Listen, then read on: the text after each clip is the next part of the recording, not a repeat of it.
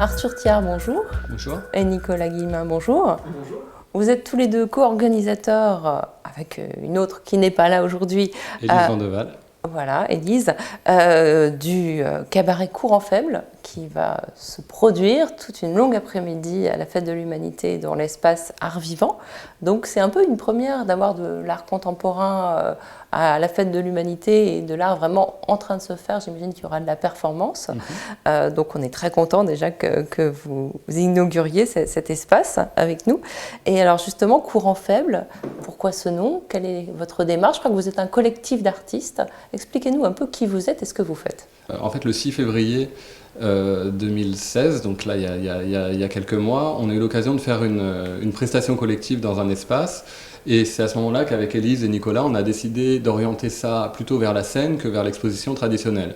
C'est-à-dire de déplacer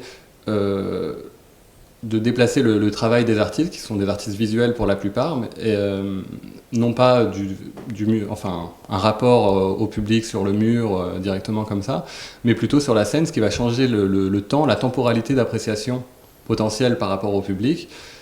Et du coup, ce que ça implique dans la médiation qu'il peut y avoir entre une œuvre et son public, justement, qui est quelque chose d'un petit peu plus direct, en fait. Un changement dans le rapport aux œuvres, dans le rapport à l'œuvre, dans le rapport à l'activité. D'autant que vous serez là. Tous les artistes seront présents physiquement, même ceux qui ne font pas de performance, mais qui exposent des photos, des sculptures et que sais-je encore. Ils seront là et directement interpellables par les gens qui verront leurs œuvres. Exactement. En fait, c'est-à-dire que chacun est libre, chaque artiste qu'on invite, ou qui s'est invité, en fait, ça se passe de plein de manières différentes, est présent sur scène pendant un temps donné, 5, 10, 15, 20 minutes selon ce qu'il a à présenter, et présente entre guillemets ce qu'il a envie. C'est lui qui décide la manière dont il va exister sur scène, et on tient absolument à ce que ces gens qui viennent sur scène ne sont pas nécessairement des performeurs, donc qui sont plus liés au rapport direct justement avec le public, au présent et à ces choses-là, mais des artistes plasticiens, comme on dit, des photographes, des peintres, des sculpteurs, des choses comme ça. Il y a un peu de tout en fait. C'est difficile de parler de son travail comme ça à des gens qui vont peut-être vous poser des questions, vous interroger? Déjà, c'est un petit peu le jeu, mais ça ne consiste pas nécessairement à parler de son travail, parce que si l'artiste qui est présent ne veut pas parler de son travail, il n'en parlera pas. Par contre, il sera quand même sur scène, il sera là, et il sera face à un public. Donc ça, c'est la place à les laisser après à chacun. Le seul exemple qu'on a, c'est celui qu'on a fait rue d'Oudoville, donc. Il y a eu peu d'interpellations, sauf quand elles étaient provoquées par l'artiste, du public. Mais il y a eu un spectacle du coup qui s'est fait assez singulier, peut-être assez original. C'est quand même un cabaret, dans le sens que ça mélange aussi bien des interventions parlées, donc des gens qui peuvent un peu présenter un travail, même si c'est moins formel que, je sais pas, l'artiste avec son œuvre, machin comme ça. Il y a aussi de la musique. On garde la référence au cabaret, quoi, avec la scène, avec un fond noir, des gens qui peuvent dire des textes plus poétiques. D'autant que vous serez sous un chapiteau. Et on a la chance d'être sous un chapiteau et on est très content. Donc ça ajoute aussi, on apprécie beaucoup cette ambiance en fait. C'était quelque chose d'important pour nous, comme Arthur parlait, disait ce déplacement, la salle blanche de l'exposition, ça fait partie aussi du côté un peu impressionnant, voire élitiste. Et le cabaret, c'est un endroit intéressant, parce que c'est un endroit qui est entre les milieux, quoi, qui a un côté populaire, mais en même temps, c'est aussi un spectacle qui peut se connecter à la culture plus institutionnelle. Et donc, voilà, j'enchaîne sur Courant Faible. Ouais. L'idée, en fait, c'était qu'on avait envie de créer une alternative, parce qu'on a l'impression que l'art contemporain, c'est devenu une industrie culturelle. C'est-à-dire que depuis un moment, mais en quelques années, nous on l'a vu, ça s'est mondialisé, marchandisé à un stade incroyable, et aussi surtout standardisé. Il y a le phénomène des commissaires d'exposition, mais pas seulement, et ça fait que maintenant il y a un standard, un format, quoi. C'est-à-dire l'expo de groupe, c'est 5-10 artistes, le commissaire, et chacun à sa place. Et donc c'est un petit peu comme les 2 minutes 30 pour l'industrie culturelle de la musique, quoi. Le morceau qui doit durer 2 minutes 30, et ça fait un format. Et donc l'idée du Courant Faible, c'est de dire, est-ce que dans ce nouveau format, il y a des artistes qui pourraient créer quelque chose d'alternatif, par leur démarche, par leur envie simplement de participer au cabaret, de représenter ce courant faible. C'est-à-dire maintenant que l'art contemporain est devenu une industrie culturelle et qui fait bloc, en fait, il peut peut-être y avoir des gens qui se séparent de ce bloc pour faire d'autres choses, comme les labels indépendants, ou on cite aussi le DIY.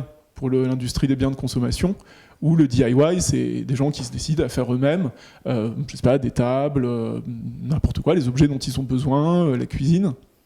Et Cabaret, ça fait partie aussi de ça. Les gens qui nous regardent, on s'en dit envie de savoir un peu ce qu'ils vont voir, les différents types de créations qu'ils vont pouvoir voir. Vous nous en dites un mot, Arthur ?